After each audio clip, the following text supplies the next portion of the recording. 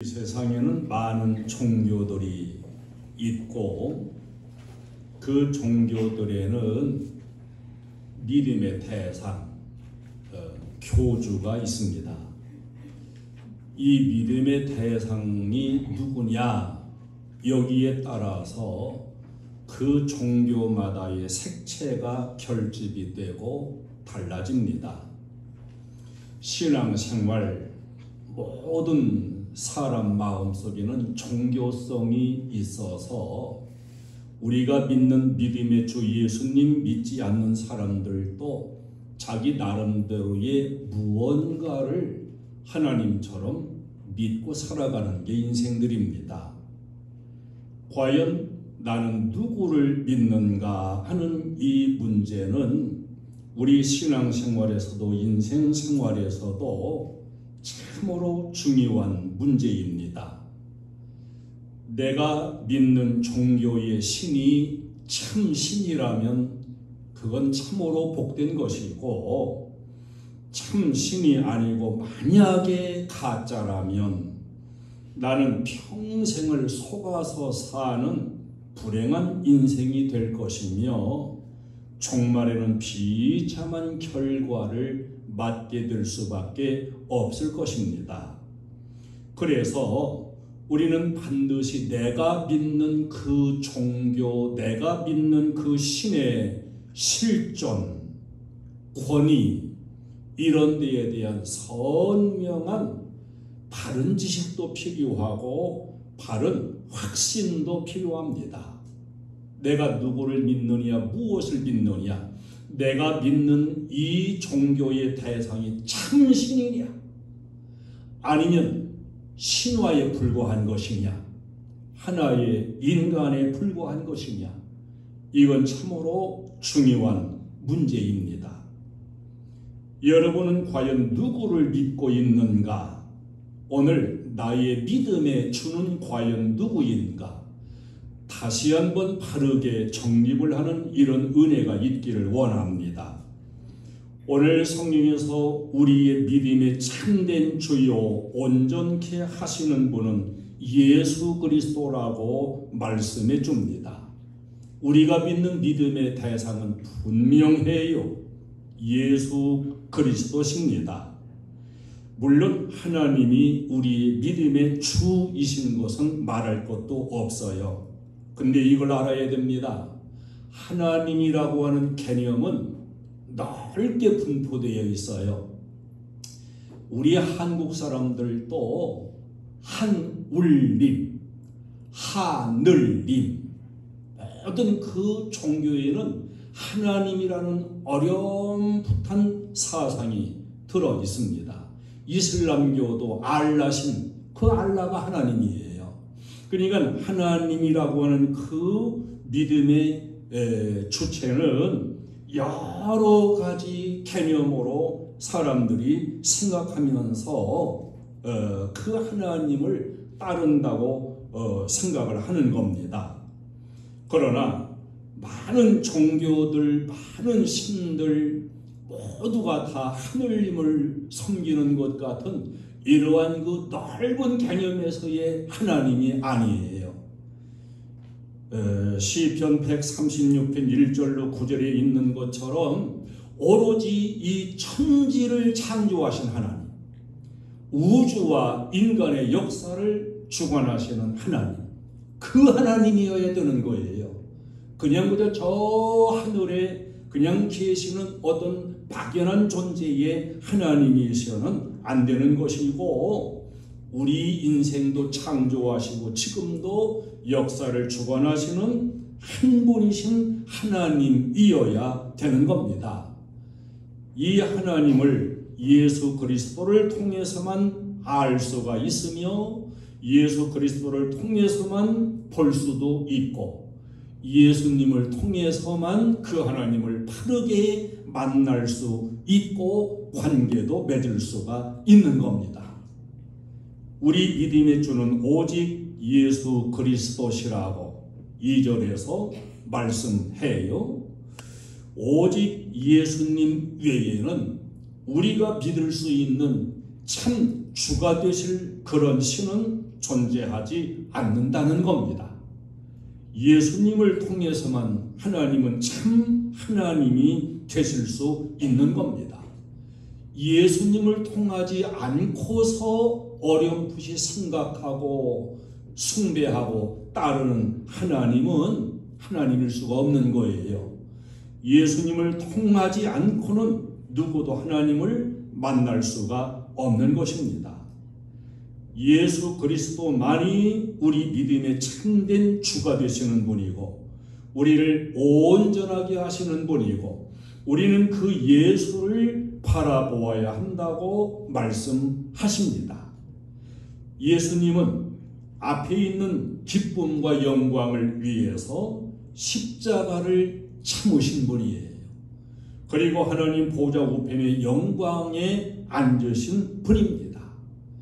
우리가 바라보아야 할 분은 오직 이 예수님 밖에는 없다. 예수님은 십자가 앞에 있는 그 즐거움을 영광을 보시고서 십자가를 참으셨다 이렇게 증거해 줍니다. 여러분 십자가가 우리가 쉽게 말하는 그냥 참으셨구나 이런 게 아니에요. 십자가는 그야말로 최고의 고통이요 최고의 부끄러움입니다. 예수님은 그 십자가의 고통을 참으셨고 부끄러움을 다 개의치 아니하시고 그대로 우리 믿는 자들을 위해서 받아들이셨으며 그 결과 하나님 보좌 우편에 앉으신 분이십니다. 우리가 진정으로 바라보아야 할 분, 그분은 오로지 예수 그리스도. 그 예수를 믿는 우리도 언제든지 십자가를 바라보아야 되고 그 십자가 너머에 있는 영광, 부활의 영광, 이 영광을 바라보면서 나아가는 신앙을 우리가 가져야 됩니다. 십자가는 아름다운 게 아니었어요. 최고의 고난이요 최고의 부끄러움입니다. 예수 믿는 신앙 속에는 고난도 있고 부끄러움도 있습니다. 예수 믿는 나도 예수님을 위해서 고난도 받을 수 있는 자세, 부끄러움도 당할 각오도 반드시 가지고서 따라가는 이런 신앙이 되어져야 되는 것입니다. 로마서 8장 17절로 18절에 자녀이면 하나님의 상속자, 그리스도와 함께한 상속자, 우리가 그와 함께 영광을 받기 위하여 고난도 함께 받아야 할 것이니라. 현재의 고난은 장차 우리에게 나타날 영광과 비교할 수 없느니라 이랬습니다. 영광을 바라보기에, 영광을 믿기에 십자가를 지고 갈 수 있는 거예요. 우리가 예수님 영접하는 순간 하나님 자녀되는 권세의 축복을 받습니다. 하나님 자녀는 하나님의 기업, 부활의 상속자적인 축복을 이어받을 수가 있게 됩니다. 그러면 이 자녀, 상속자가 된 우리는 어떻게 살아야 되냐? 마태복음 16장 21절로 24절에 예수 그리스도께서 자기가 예루살렘에 올라가 고난을 받고 죽임을 당하고 제3일에 살아날 것에 대해서 말씀을 하셨어요. 그때에 베드로가 주여 그리 마옵소서, 십자가 지고 죽는 일 그거 하지 마세요. 그때 예수님 뭐라고 하십니까? 단호하게 사탄아 내 뒤로 물러가라. 너는 나를 넘어지게 하는 자로다. 내가 하나님의 일을 생각하지 아니하고 도리어 사람의 일을 생각하는도다. 누구든지 나를 따라오려거든 자기를 부인하고 자기 십자가를 지고 나를 따를 것이니라. 아멘. 베드로에게 사탄이 역사했습니다. 예수님 위해 주는 것 같지만 예수님은 단호하게 사탄이라 그랬어요.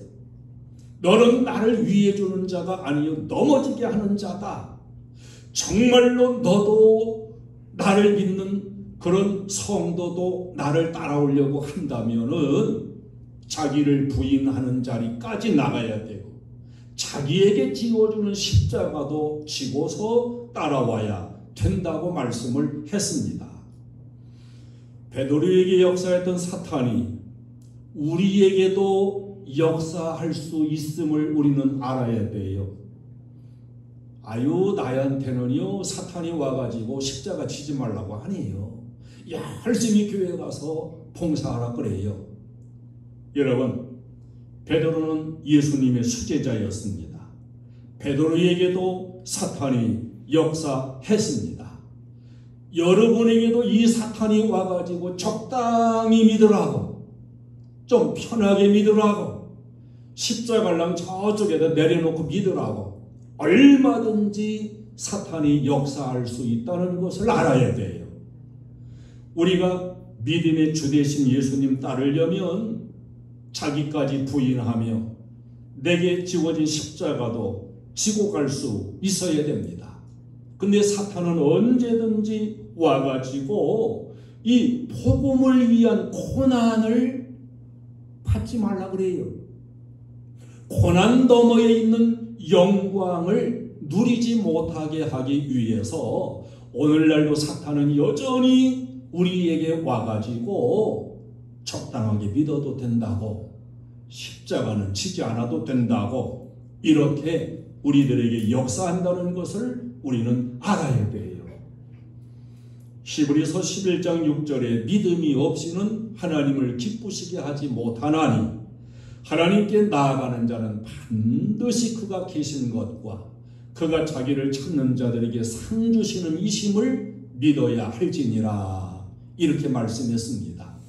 여러분, 하나님께 여러분이 나간다면, 정말 하나님을 믿는다면 내가 예수님을 통해 알고 바라보고 믿는 그 하나님이 분명히 살아계시다, 이걸 믿어야 돼요. 그리고 십자가의 고난도 달게 지고 갈 때 그분은 나에게 상을 주시는 분이시다, 이것을 믿어야 한다고 말씀합니다. 믿음의 주, 우리는 오로지 예수를 믿는 사람들이고 예수를 믿음으로 구원의 축복을 받는 사람들입니다. 사도행전 16장 30절로 31절에 선생들이여 내가 어떻게 하여야 구원을 받으리까? 그때 바울이 그랬어요. 주 예수를 믿으라. 그리하면 너와 네 집이 구원을 받으리라.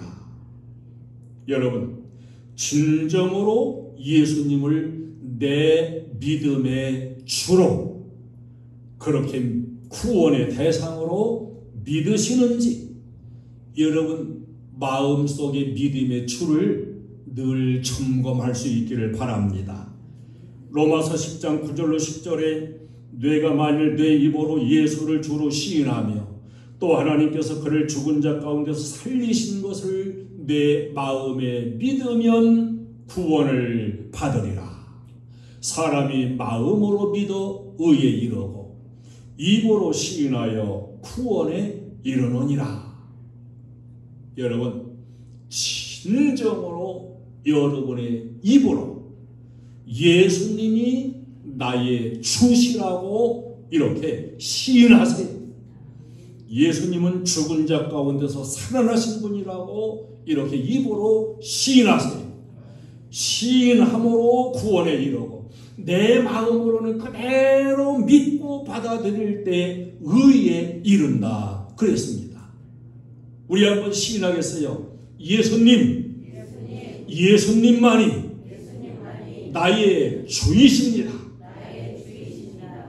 이 고백과 시인이 진정 우리 마음속에서 드려지는 시인이 되고 믿음이 되어지기를 주님의 이름으로 축원합니다.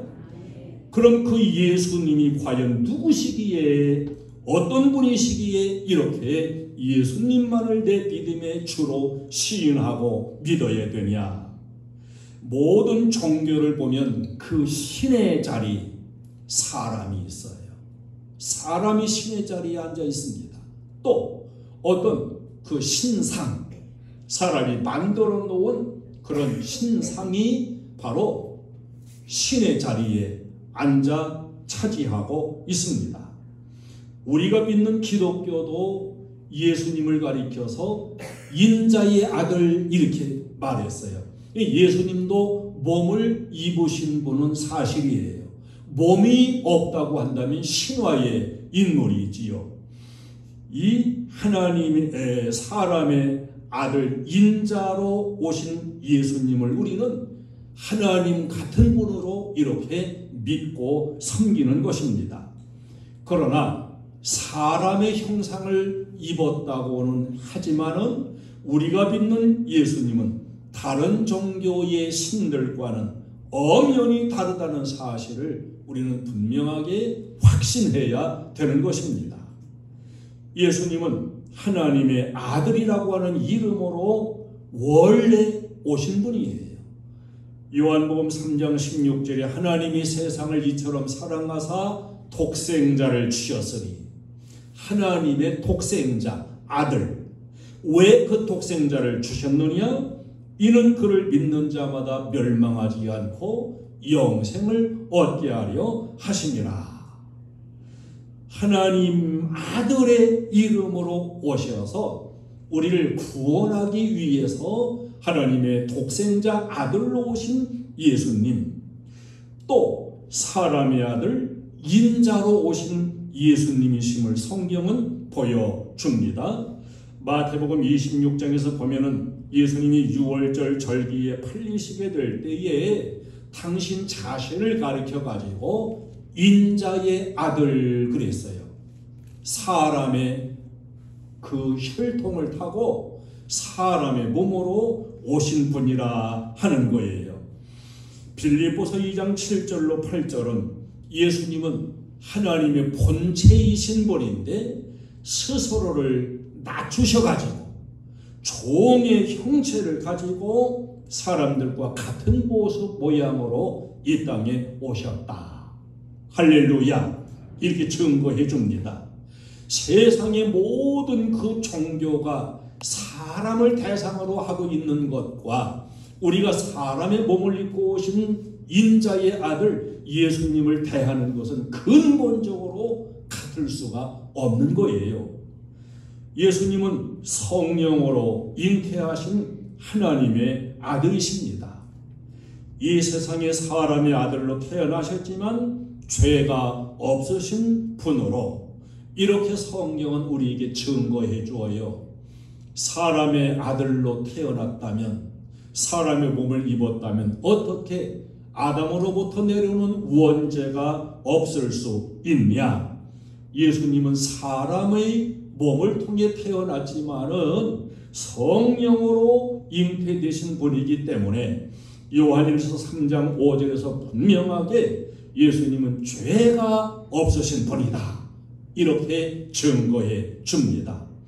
마태복음 1장 18절로 21절에 예수님의 나심에 대해서 처녀 마리아가 요셉과 약혼하고 동거하기 전에 성령으로 잉태된 것이 나타났더니 주의 사자가 현몽해서 그에게 잉태된 자는 성령으로 된 것이라. 그가 태어나면 이름을 예수라 하라.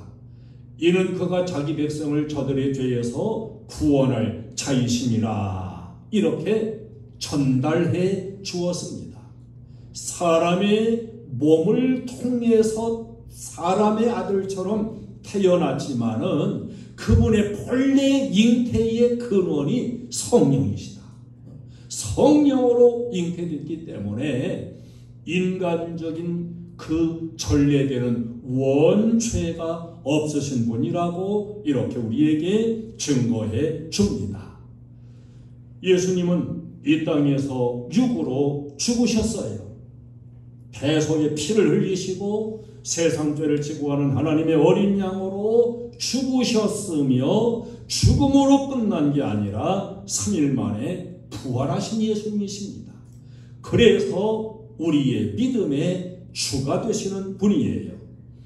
이 세상 많은 종교가 있으며 창시자들이 있습니다. 교주가 있습니다. 근데 그 교주들마다 하나같이 모두 다 죽음으로 끝을 맺고 마침표를 찍고 말았습니다. 그러나 우리의 믿음의 주가 되신 예수님만큼은 사망의 권세를 깨뜨리시고 다시 부활하시고 살아나셨습니다. 예수님이 우리의 진정한 믿음의 주가 될 수 있는 핵심적인 요인은 바로 그분의 부활 때문이에요. 그분도 부활하지 못했다면 우리가 고난을 짊어지고 그분을 믿을 이유가 없습니다. 그러나 그분은 부활하셨고 우리에게도 부활을 약속하셨기 때문에 그분은 능히 우리의 믿음의 주가 되시는 분입니다. 마태복음 28장 5절로 7절에 예수님 장사 이후에 막달라 마리아 일행이 무덤을 찾아갔어요. 그때 이 무덤은 비어 있었고 천사가 증거해 주었습니다. 그는 여기 계시지 않고 그가 말씀하시던 대로 살아나셨느니라. 부활하고 살아나신 것을 증거해 주었고 그 무덤은 비어 있었습니다.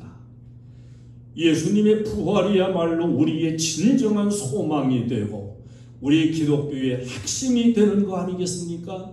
부활이 다른 종교와 다른 기독교만의 유일한 자랑이고 유일한 색채인 것, 우리가 이것을 분명히 믿기에 우리도 부활의 소망을 갖는 것이고 부활 이후에 천국의 영생 복락의 확신도 가질 수가 있는 것 아니겠습니까?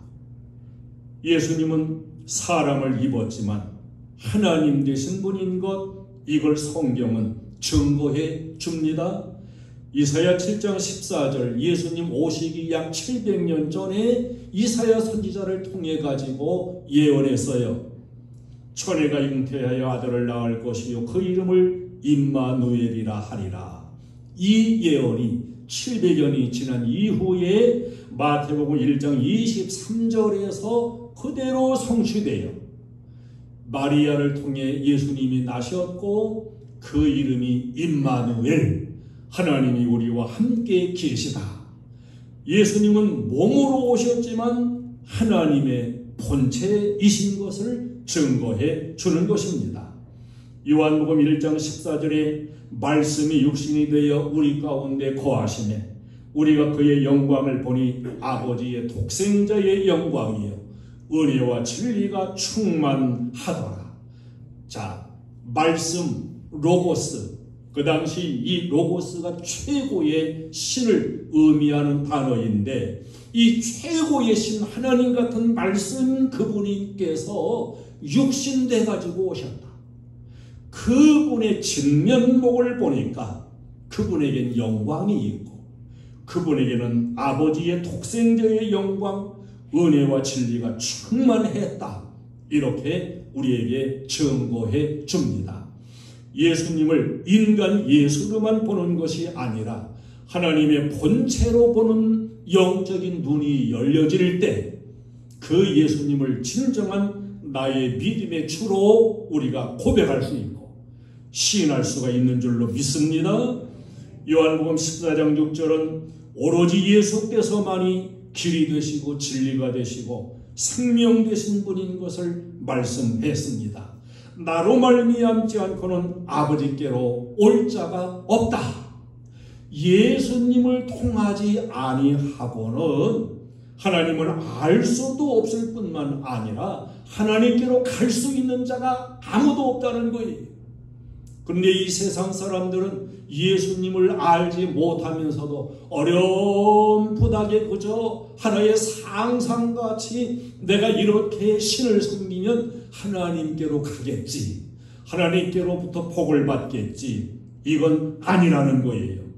사도행전 4장 12절에 다른 이로서는 구원을 받을 수 없나니 천하 사람 중에 구원을 받을 만한 다른 이름을 우리에게 주신 일이 있어요? 없어요?